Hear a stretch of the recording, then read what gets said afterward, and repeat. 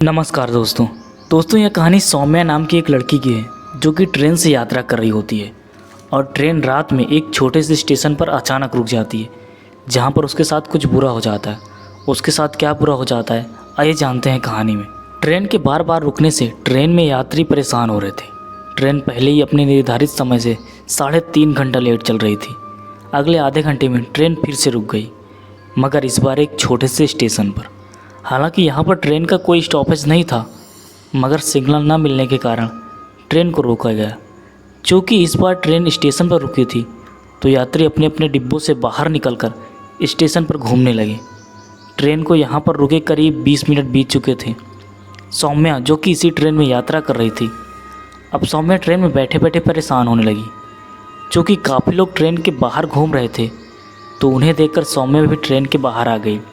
बाहर हल्की हल्की हवा चल रही थी। तभी सौम्या पास में बनी बेंच पर जाकर बैठ जाती है। इसी तरह 15 मिनट और बीत गए, मगर अभी भी ट्रेन वहीं पर रुकी थी। सौम्या पानी पीने के लिए बेंच से उठी और सामने मौजूद नल की ओर बढ़ी। सौम्या पानी पी ही रही थी कि उसे ऐसा लगा कि जैसे किसी ने उसका नाम पुकारा हो। सौम्या ने अपने आसपास देखा, मगर वहाँ कोई नहीं था। सौम्या पानी पीकर वापस बेंच पर आ ही गई थी कि उसकी नज़र वहीं पेड़ के पास गई, जिसके पीछे एक छोटी सी बच्ची झांक रही थी। सौम्या उस बच्ची को देखकर मुस्कुराई और अपनी ओर बुलाने लगी। सौम्या को मुस्कुराता देख वो बच्ची भी मुस्कुराई, मगर वो बच्ची अभी भी पेड़ के पीछे ही छुपी थी। जब सौम्या ने देखा कि वो बच्ची उसके बुलाने पर भी नहीं आ रही है तो सौम्या ही उसके पास चली गई। जब सौम्या उस बच्ची के पास पहुंची तो उस बच्ची ने कुछ बोला, मगर सौम्या को उसकी बात समझ में नहीं आ रही थी। मगर उस बच्ची के इशारों से पता चल रहा था कि वह सौम्या से कुछ खाने को मांग रही है। वो बच्ची अभी भी पेड़ के पीछे ही खड़ी थी।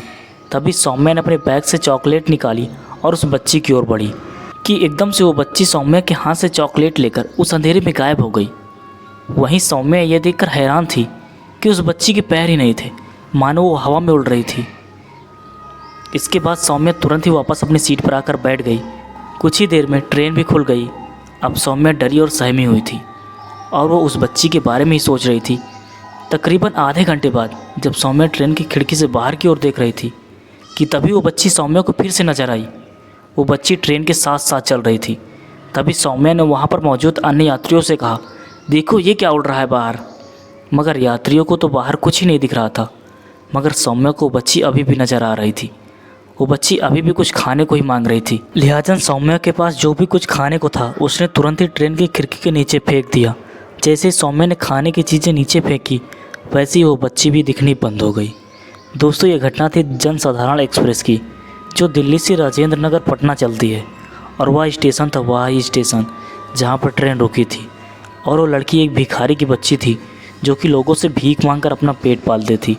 लेकिन एक दिन अचानक वो ट्रेन की चपेट में आ जाती है और उसकी मृत्यु हो जाती है। और तभी से ये सिलसिला शुरू हो जाता है। दोस्तों ये थी